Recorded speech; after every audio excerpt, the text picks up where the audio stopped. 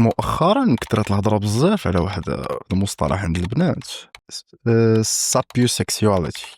كيقولوا انه كاين الانجذاب العاطفي للذكاء، يعني انجذاب العقل لطريقه تفكير اخرى، تحليل اخر، عمق اخر. وهذا فيه جانب صحيح، ولكن من كنمشيو نبحثوا علميا كنلقاو ان هذا المصطلح غير مدرج في المراجع ديال علم النفس.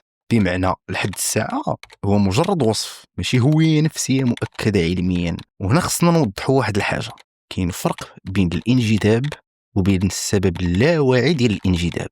العقل ما كينجذبش غير للذكاء بحد ذاته، العقل كينجذب داكشي اللي كيدير الذكاء في الجهاز العصبي ديالك. وهذه هي النقطة الحساسة.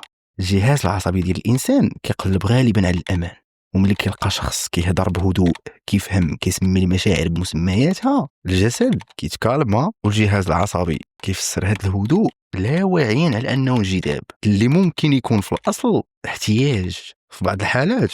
وما كنعممش، السابيوسيكسواليتي ما كتكونش حب، كتكون تعويض. وهذا ما كيعنيش ان كل انجذاب للذكاء ما صالحش، ولكن ممكن يكون دفاع نفسي غير واعي، وماشي اي واحد فاهم كيقدر يحتويك. ممكن يكون هذاك اسلوب السيطره.